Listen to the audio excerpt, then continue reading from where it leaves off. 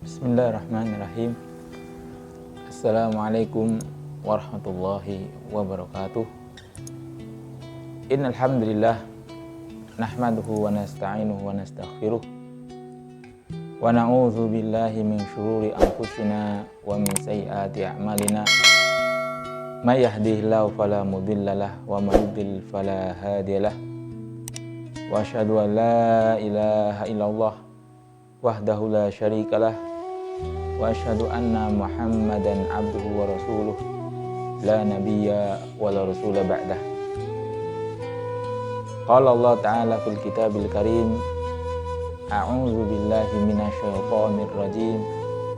Ya ayyuhalladzina amanu ittaqullaha haqqa tuqatih wa la tamutunna illa wa antum muslimun.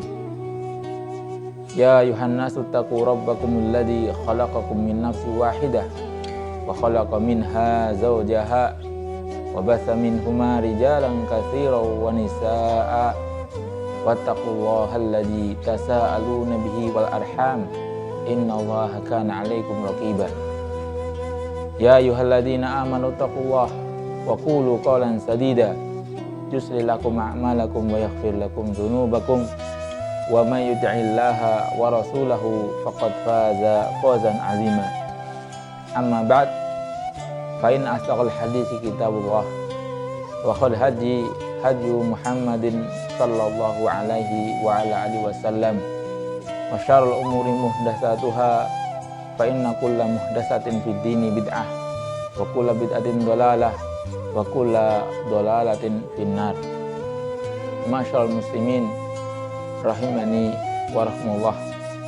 Alhamdulillah, Allah Subhanahu wa taala masih mengkaruniakan kepada kita nikmat iman, nikmat Islam. Alhamdulillah, Allah Subhanahu wa taala masih memberikan tauhid kepada diri kita sehingga kita beribadah hanya kepada Allah, tidak mengibadahi kepada selain Allah Subhanahu wa taala. Oleh karena itu, dengan nikmat iman ini marilah kita hilangkan kotoran-kotoran yang bisa mengotori tauhid kita. Apakah itu kotoran yang bisa merusak tauhid itu sendiri atau malahan mengurangi kesempurnaan tauhid tersebut. Salawat salam kita tujukan kepada Nabi kita Muhammad sallallahu alaihi wasallam yang dengan kita mengikuti sunnahnya, mengikuti risalahnya dan mengikuti ajarannya, insyaallah kita akan selamat di dunia akhirat. Masyaallah muslimin rahimani wa rahmatullah. Sebagaimana kita tahu, kita diciptakan di muka bumi ini hanya ditugaskan untuk beribadah kepada Allah semata. Sebagaimana Allah Subhanahu wa taala berfirman, "Wa ma khalaqtul jinna wal insa illa liya'budun." Dan tidaklah aku ciptakan jin dan manusia melainkan hanya menyembahku. Ayat ini menegaskan bahwasanya kita tidak boleh menuhankan, mengilahkan selain Allah Subhanahu wa taala. Dan ayat ini menegaskan kita tidak boleh mengurangi tauhid kita kepada Allah Subhanahu wa taala. Makanya insyaallah di beberapa waktu ini kita akan menyebutkan salah satu hal yang bisa mengurangi kesempurnaan tauhid, yaitu tentang riya. Masyaallah muslimin rahimahullah, banyak orang bersungguh-sungguh untuk melakukan ibadah kepada Allah. Banyak orang bersemangat untuk mengesahkan Allah Subhanahu wa taala. Tapi tatkala mereka dihadapkan dengan orang-orang, dihadapkan dengan kebanyakan orang, akhirnya keikhlasan untuk mentauhidkan Allah dalam masalah ibadah pun mulai luntur. Akhirnya mereka melakukan ibadah dikarenakan kebanyakan. Ketika orang-orang melihatnya mereka melakukan. Tetapi ketika mereka di tempat yang sepi, mereka terjatuh dalam perbuatan yang na'udzubillah min dzalik, tidak beribadah kepada Allah atau melakukan maksiat kepada Allah Subhanahu wa taala. Ini diantara yang banyak terjadi di kalangan kaum muslimin. Mereka terjatuh dalam riya.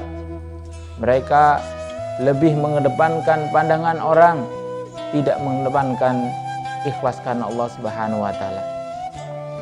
Maka dari sini kita harus mengetahui apa itu riya. Bukan berarti kita mengetahui perihal tentang riya supaya kita melakukan, tapi supaya kita tidak terjatuh dalam perbuatan dia tersebut. Riya secara bahasa ini adalah masdar yang diambil dari kata ro'a, yuroi, ria'an, muro'atan, yang artinya adalah dilihat. Sebagaimana disebutkan, ada perkataan mengatakan arahu annahu muttasifun bil khair wassalahi ala khilafi ma huwa alaih, yang artinya arahu annahu muttasifun bil khairi wassalah ala khilafi ma huwa alaih, yaitu ia memperlihatkan bahwasanya ia orang baik padahal hatinya tidak demikian. Artinya apa yang nampak berbeda dengan apa yang sebenarnya dalam dirinya. Yang luar beda dengan apa yang di dalamnya. Ini pengertian dia secara bahasa. Adapun pengertian riya secara istilah banyak. Dan ini terjadi perbedaan pendapat di kalangan para ulama. Ada yang mengatakan riya sebagaimana disebutkan oleh Dr. Umar Sulaiman Al-Ashqar dalam kitab Al-Ikhlas, dan ini insyaallah salah satu pengertian riya yang mewakili dari pengertian-pengertian yang banyak. Riya adalah disebutkan ayyakumal abdu bil ibadati allati yataqarrabu biha ilallah la yuradullaha azza wa jalla bal yuridu aradan dunyawiyan. Dr. Umar Sulaiman Ashqar mengatakan riya adalah ayyakumal abdu bil ibadah. Seorang hamba melakukan sebuah ibadah untuk mendekatkan diri kepada Allah Subhanahu wa taala. La yuridullah azza wa jalla bal yuridu ardan dunyawiyan. Akan tapi yang melakukan bukan karena Allah Subhanahu wa taala, tetapi mereka lakukan atau dia lakukan karena ingin mendapatkan bagian dari dunia. Jadi dia melakukan ibadah akan tapi tujuannya bukan karena Allah, tetapi tujuannya untuk dunia. Ini disebutkan dalam tafsir Al-Qurtubi. Imam Al-Qurtubi mengatakan yang dimaksud atau hakikat dari riya adalah apa? Hakikatur riya talabu ma fid dunya bil ibadah wasluhu talabul manzilati fi qulubin nas. Hakikat atau sebenarnya riya adalah mencari apa yang ada di dunia dengan ibadah. Jadi dia melakukan ibadah untuk dunia. Makanya pada asalnya dia adalah mencari kedudukan atau posisi di hati manusia. Dia melakukan ibadah tapi bukan karena Allah, tetapi untuk mendapatkan dunia dan mendapatkan hati manusia. Ini. Jadi kesimpulannya bahwasanya riya adalah suatu perbuatan atau suatu sifat seseorang melakukan ibadah tapi bukan karena Allah, tetapi karena untuk mendapatkan dunia atau mendapatkan sesuatu di dalam hati manusia. Setelah kita mengetahui mana riya, maka kita pun perlu mengetahui sebab-sebab terjadinya riya. Karena dengan kita mengetahui sebab-sebab riya, semoga kita tidak terjatuh, tidak melakukan, apalagi kita terus-menerus melakukan sebab tersebut. Di antara sebab riya yang banyak dilakukan akhirnya menyebabkan seseorang terjatuh dalam riya, pertama adalah senang menikmati pujian dan sanjungan. Yang kedua adalah menghindari atau takut celaan manusia. Yang ketiga adalah tamak atau sangat menginginkan terhadap apa yang ada pada orang lain. Dan inilah yang pernah disampaikan atau pokok-pokok riya yang menjadikan manusia terjatuh dalam perbuatan riya.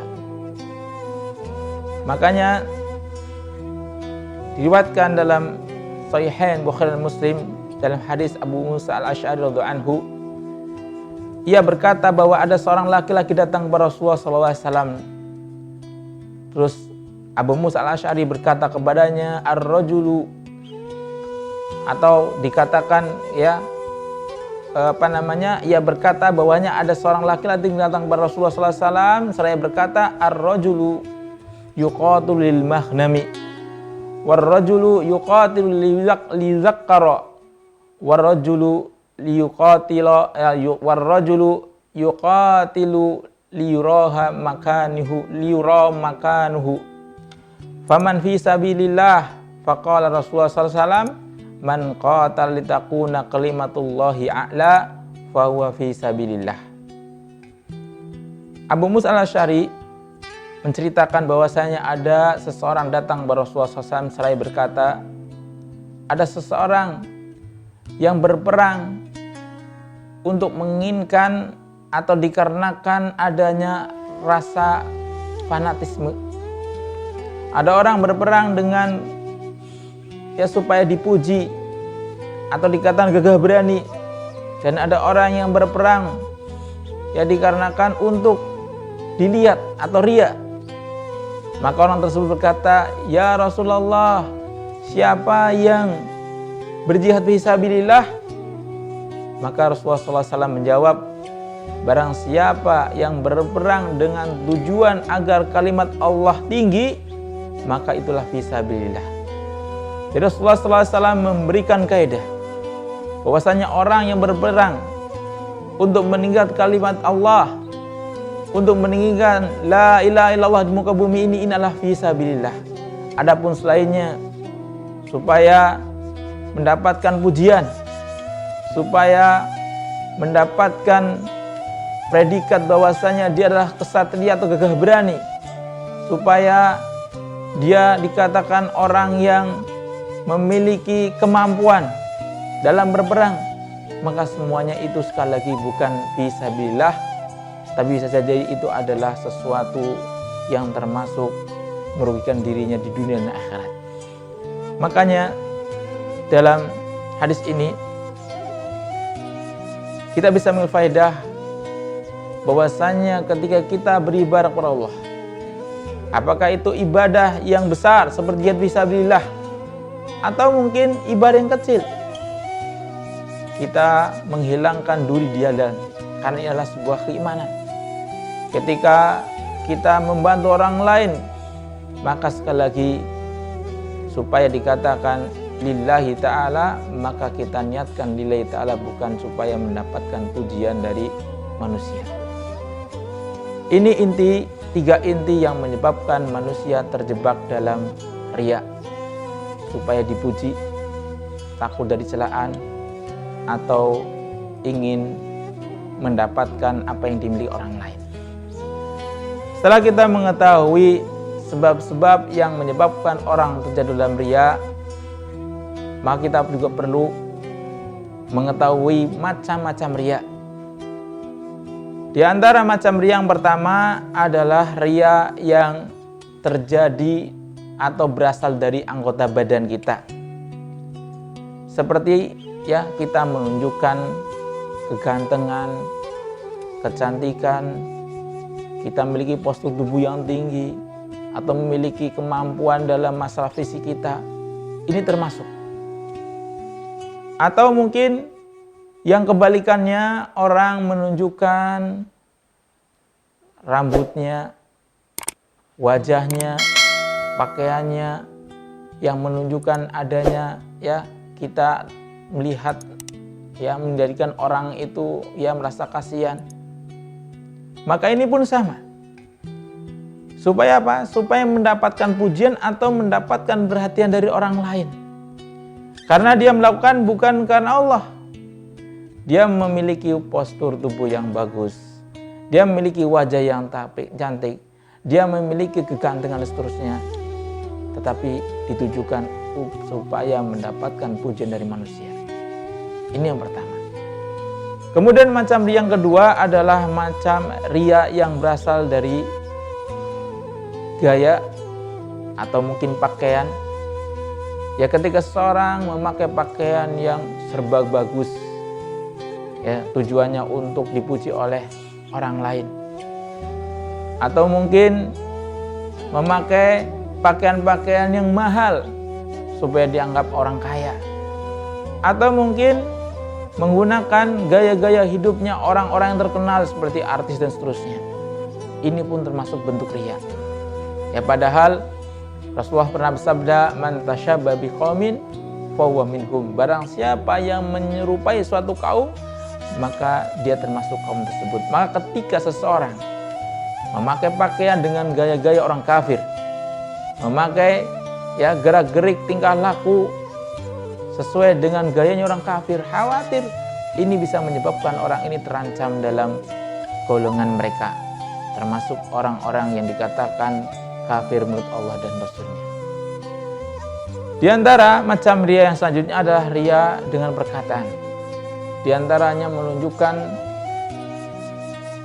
kemampuan dalam berbicara, menunjukkan sistem orator yang memukau, atau mungkin suka menunjukkan ucapan-ucapan yang menunjukkan bahwasanya dia adalah orang soleh, berzikir dengan suara keras, atau mungkin melakukan bacaan-bacaan sehingga bacaan itu menimbulkan orang lain memujinya, sebagaimana yang terjadi ketika orang sedang membaca Al-Quran.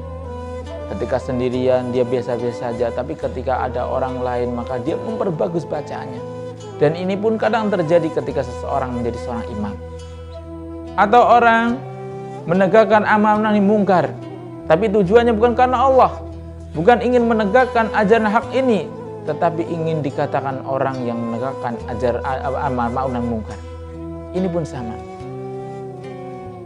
Dan macam yang selanjutnya adalah riya dengan perbuatan, seperti riyanya orang yang melakukan haji supaya dikatakan Pak Haji, atau mungkin Bu Hajah, atau orang yang mungkin sholat yang biasanya ketika dia sholat sendirian dengan waktu yang singkat, tetapi karena ada orang lain pun dia melakukan perbuatan sholat itu dengan waktu yang lama, dengan waktu yang kelihatan khusyuk, bahkan mungkin menunjukkan kekhusyuannya dengan menangis-nangis dan seterusnya.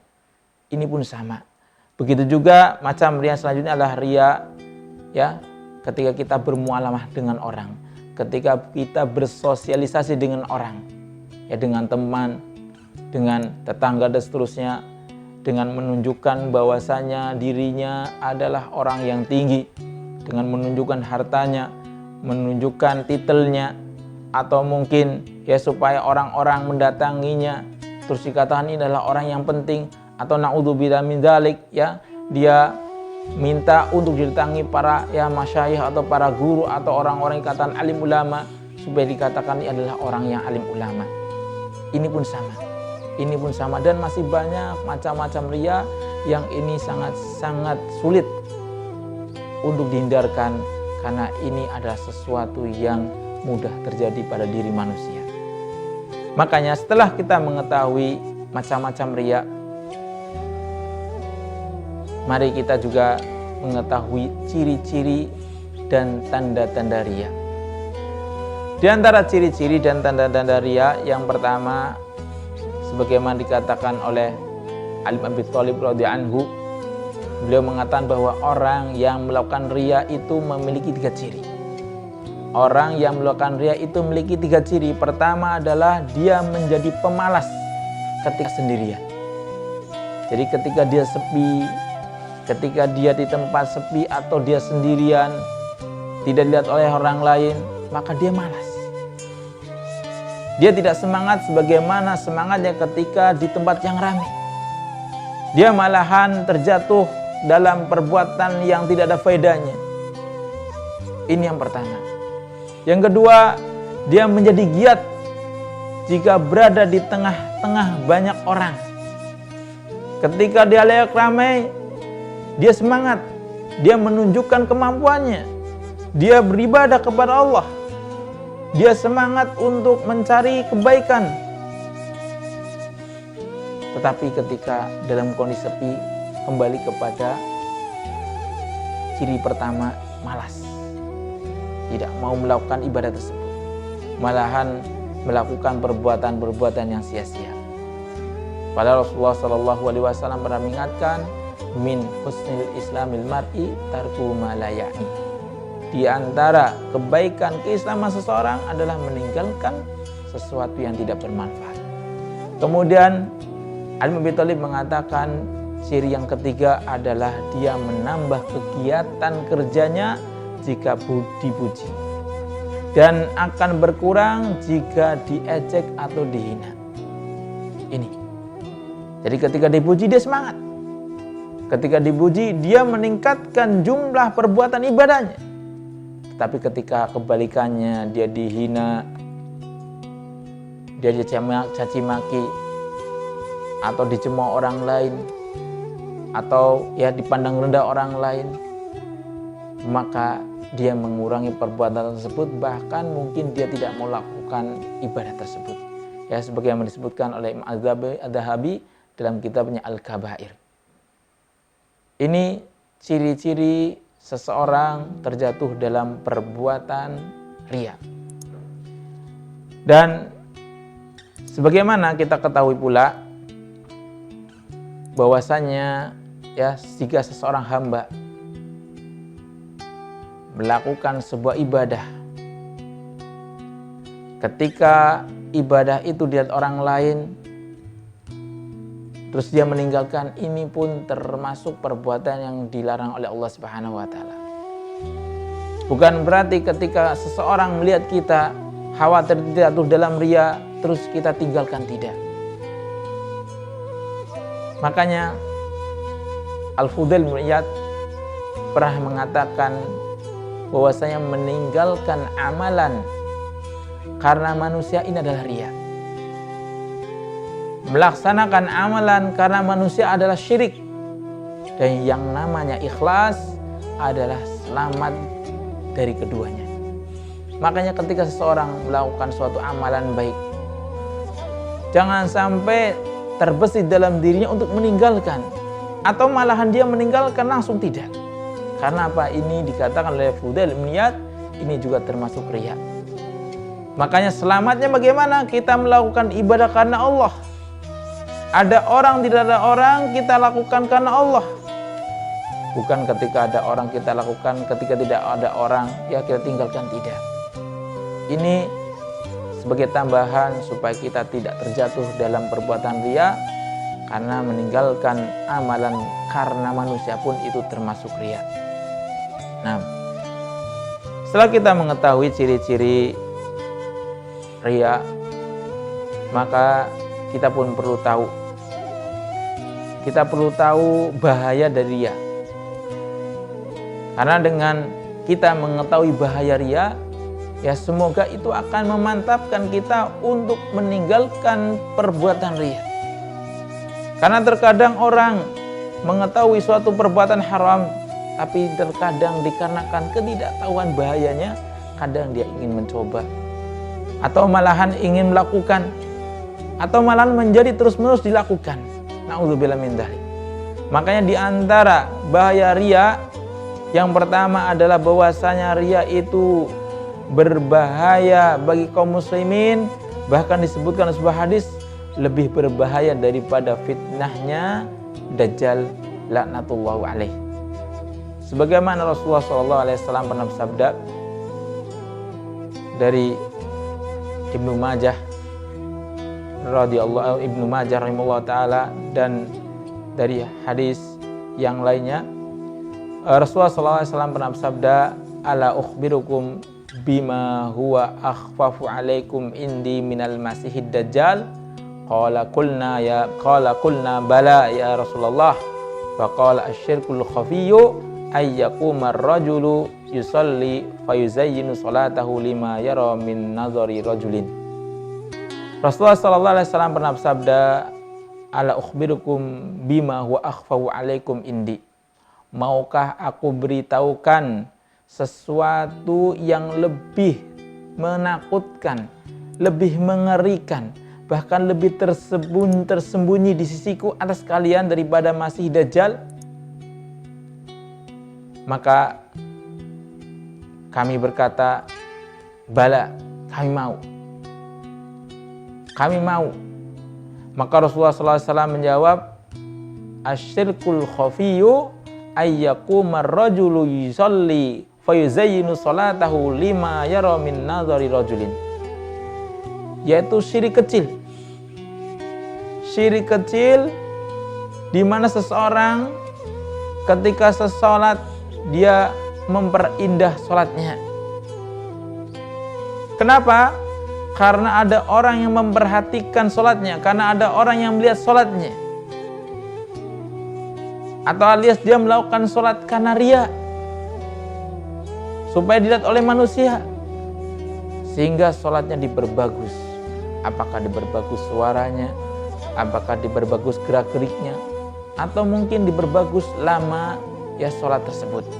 Ini makanya ketika seseorang telah terjatuh dalam riya, maka tidak menutup kemungkinan amalan-amalan yang dia yakini diterima oleh Allah, apakah itu amalan yang sifatnya wajib atau sifatnya sunnah, bisa jadi amal itu akan tertolak. Kenapa? Karena riya, karena syirik kecil ini, karena perbuatan yang kelihatannya ringan tetapi ternyata itu menghapus, menghilangkan, menghancurkan perbuatan ibadah tersebut. Ini yang pertama. Jadi perbuatan riya lebih ditakutkan daripada fitnahnya Masih Dajjal. Yang kedua, bahwasanya riya itu sangat merusak daripada serigala yang menyergap domba. Sebagaimana Rasulullah SAW pernah bersabda, "Ma dhi'bani jai'ani ursila fi ghanamin bi afsadalaha min hirsil mar'i 'alal mali wasyarafi lidinihi."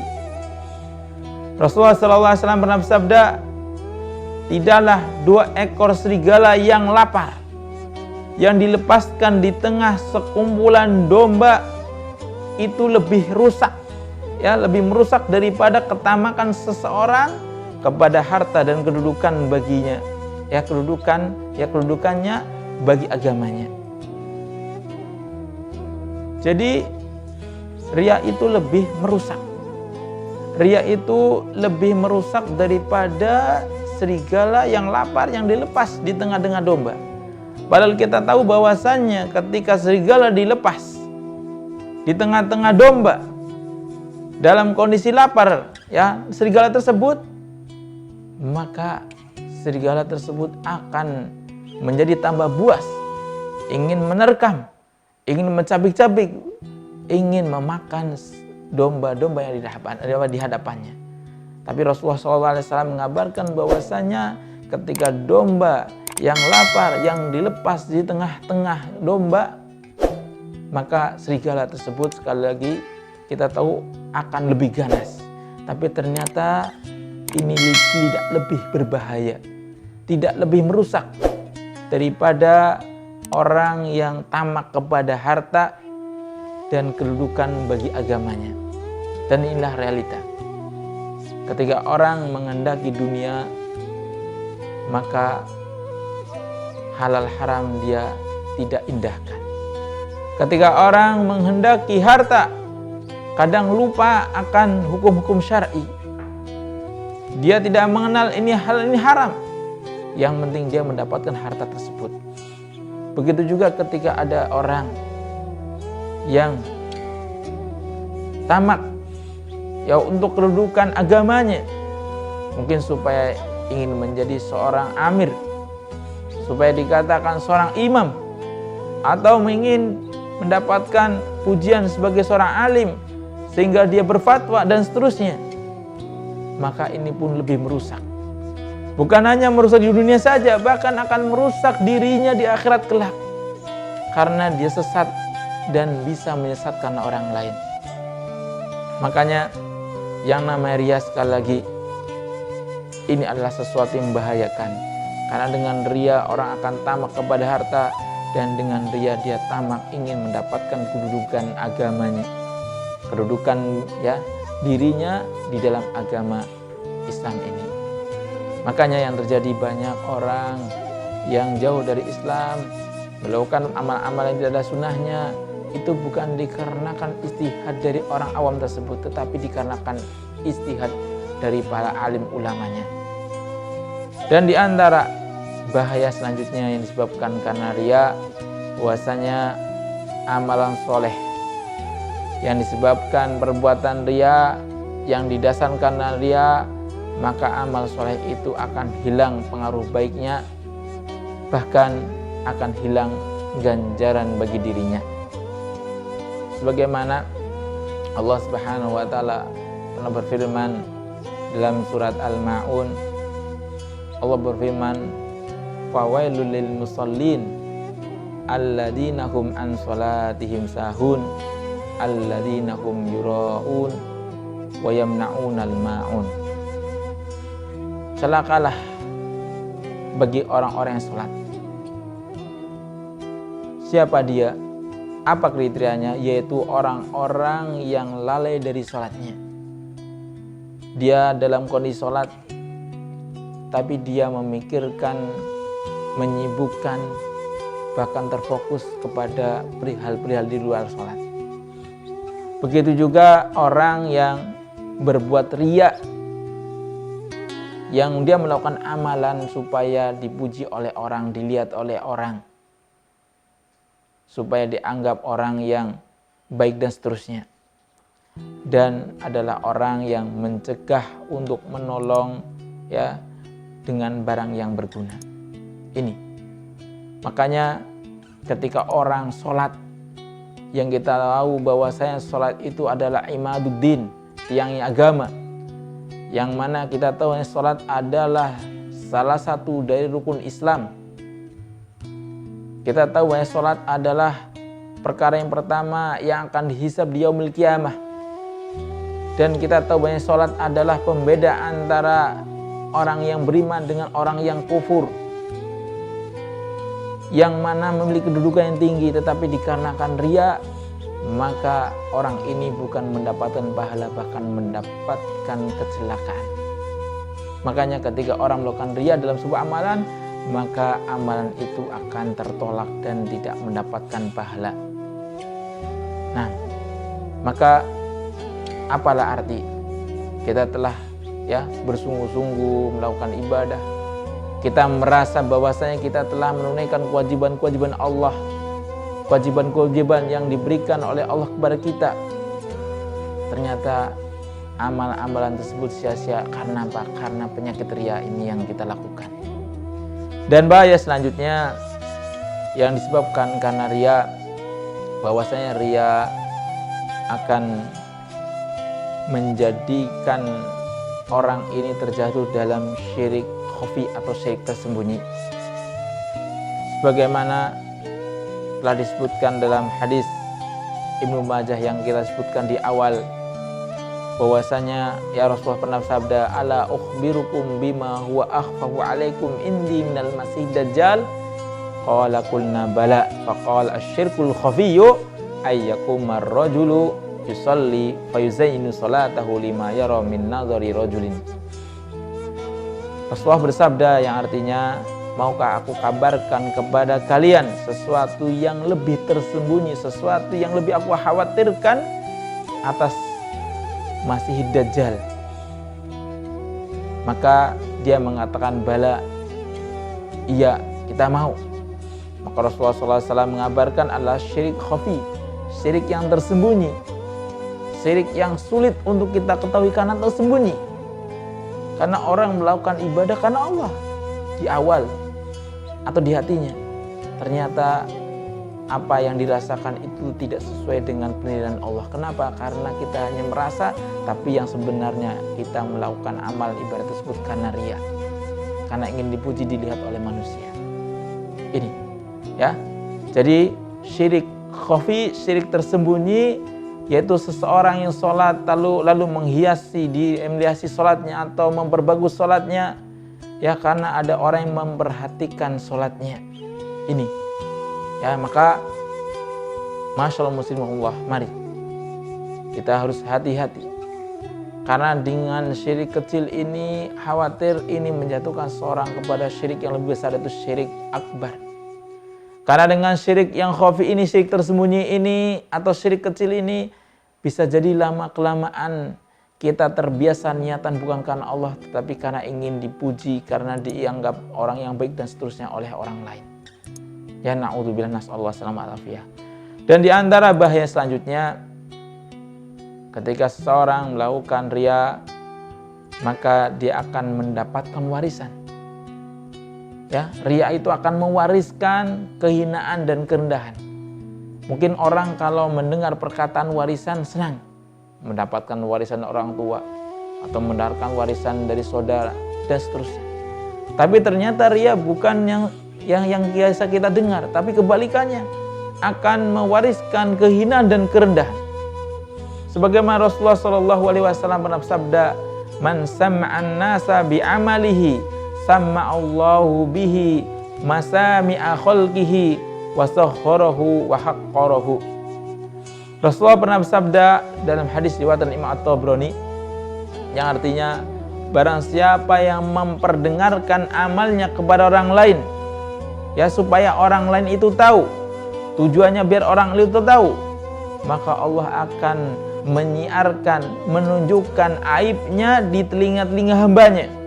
Allah akan merendahkan dirinya dan Allah akan menghinakan dirinya. Jadi ketika seseorang memperdengarkan amalannya, meskipun itu amalan yang baik, tapi tujuannya supaya orang ingin memujinya, tujuannya supaya orang menilai dirinya adalah orang yang baik, atau mungkin menilai orang ini adalah orang yang tawadu, orang yang zuhud dan seterusnya, maka ingat, aib kita di dunia akan ditampakkan, disiarkan di telinga-telinga manusia, dan akan direndahkan dan akan dihinakan oleh Allah Subhanahu wa taala di akhirat kelak.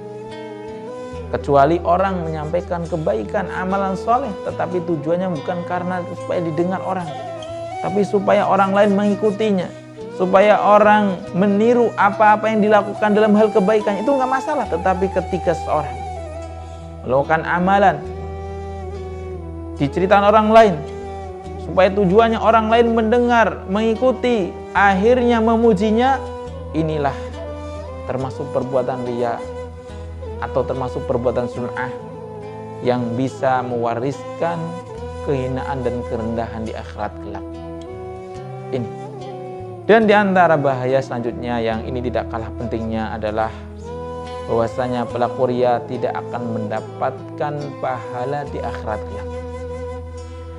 Sebagaimana Rasulullah SAW pernah bersabda, "Basyir hadil ummata bis sana'i warrif'ati wad-dini wan nasri wat tamkini fil ardi faman amila minhum amal akhirati lid dunya lam yakun lahu fil akhirati nasibun." Rasulullah SAW bersabda dalam hadis diriwayatkan Imam Ahmad, Imam Hakim dan yang lainnya. Rasulullah pernah bersabda, sampaikan kabar gembira kepada umat ini dengan keluhurannya, dengan kedudukan yang tingginya, agama, pertolongan dan kekuasaan di muka bumi ini, kabarkan kepada mereka, kabarkan kepada manusia. Tapi ingat, barang siapa di antara mereka melakukan amalan akhirat untuk dunia, maka dia tidak mendapatkan bagian sedikit pun di akhirat kelak. Jadi Rasulullah SAW menyuruh untuk menyampaikan kabar gembira, tetapi Rasulullah pun mengingatkan bahwasanya barang siapa yang melakukan amalan untuk negeri dunia saja, bukan untuk negeri akhirat, maka dia tidak mendapatkan bagian dari akhirat kelak, alias tidak mendapatkan pahala, alias sia-sia saja, dan akhirnya dia akan yang menyesal di akhirat kelak karena tidak mendapatkan kebaikan dari Allah Subhanahu wa taala. Dan di antara bahaya selanjutnya bahwasanya riya akan menambahkan kesesatan seseorang. Sebagaimana Allah Subhanahu wa taala berfirman dalam surat Al-Baqarah ayat 9 sampai 10, Allah berfirman, yukhadi'una allaha walladina amanu wa ma yakhda'una illa anfusahum wa ma yash'urun fi qulubihim maradun fazadahumullahu marada wa lahum azabun alimun bima kanu yakribun. Allah Subhanahu wa taala berfirman yang artinya mereka hendak menipu Allah dan orang-orang yang beriman. Padahal mereka hanya menipu diri mereka sendiri, sedangkan mereka tidak sadar dalam hati mereka ada penyakit, lalu ditambah Allah sebuah penyakit kepada mereka dan bagi mereka siksa yang pedih disebabkan mereka berdusta. Jadi ayat ini mengingatkan ketika orang sombong, riya, akhirnya terjatuh untuk membuat penipuan, menipu Allah dan Rasulnya, menipu Allah dan kaum mukminin. Tapi ternyata mereka menipu dirinya, mereka mencelakai dirinya sendiri. Karena apa? Karena mereka tidak sadar. Dan inilah orang-orang yang terjatuh dalam perbuatan dia. Dia melakukan amalan hanya untuk Allah harusnya, ternyata dia melakukan amalan untuk manusia. Dan dia tidak sadar bahwasannya ancaman-ancaman yang dikarenakan dia ini sangat-sangat banyak. Akhirnya dia merugi, menyesal di kemudian hari. Dan ini na'udzubillah min dzalik, akhirnya orang ini sesat dan bisa menyesatkan orang lain.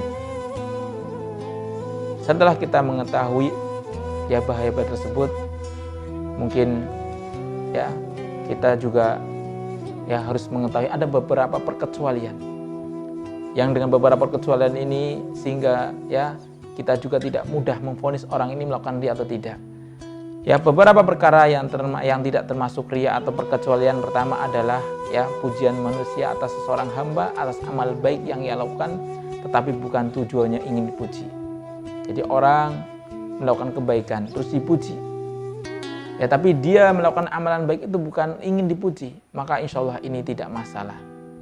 Yang kedua, orang yang giat dalam ibadah, dia berbuat kebaikan ketika ada orang ataupun tidak ada orang. Jadi ketika ada orang dia melakukan ibadah pun, sekali lagi tidak mudah kita langsung vonis dia adalah orang yang melakukan riya. Karena yang namanya riya dan tidak riya itu memang intinya dalam hati. Orang sulit untuk menebak.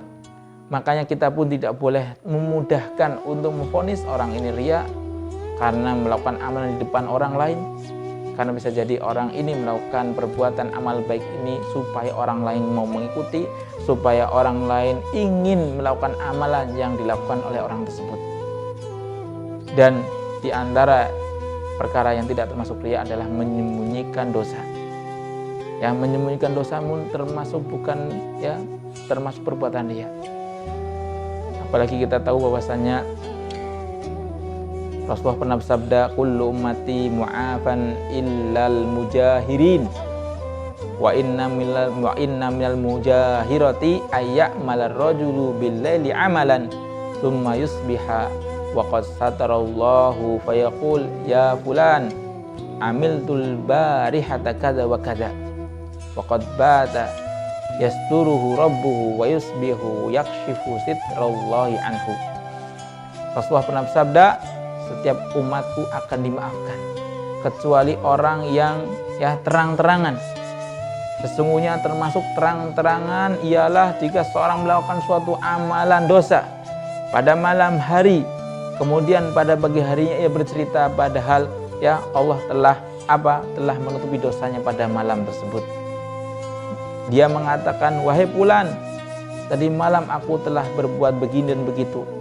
Padahal malam itu Allah Subhanahu wa taala sudah menutupi dosanya, namun pada pagi harinya ia justru menyingkap penutup yang telah ditutup oleh Allah Subhanahu wa taala atas dirinya.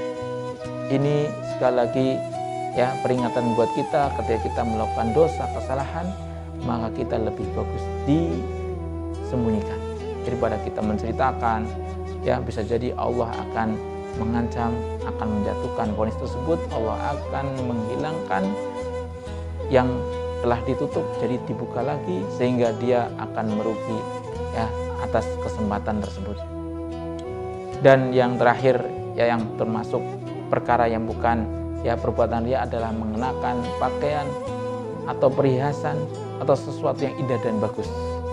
Karena sekali lagi Ketika seorang niatkan amalan tersebut, memakai pakaian yang bagus, ya, tetapi karena untuk Allah, dia memakai perhiasan yang tidak menyolok dan tidak tasyabuh, ya, bil kufar, tidak menyerupai orang-orang kafir, selama bukan ingin dipuji, ingin diangkat oleh manusia, insya Allah itu tidak termasuk, ya, termasuk perbuatan riya. Rasulullah Shallallahu Alaihi Wasallam pernah bersabda, la yadkhul jannata man kana fi qalbi mithqalu dzarratin min kibrin. Qala ar-rajul innar rajula yuhibbu ayyakuna thawbuhu hasanan wa na'luhu hasanatan. Qala innallaha jamilun yuhibbul jamal al-kibru batul haqqi wa hamdun nas. Rasulullah bersabda, tidak akan masuk surga orang yang ada dalam hatinya ada kesombongan meskipun sebesar biji zarrah atau biji sawi. Kemudian seseorang berkata atau bertanya, sesungguhnya ada orang laki-laki yang menyukai pakaiannya bagus dan sandalnya bagus. Maka Rasulullah bersabda, sesungguhnya Allah itu indah dan menyukai keindahan. Ya, sombong adalah menolak kebenaran dan meremehkan atau merendahkan orang lain.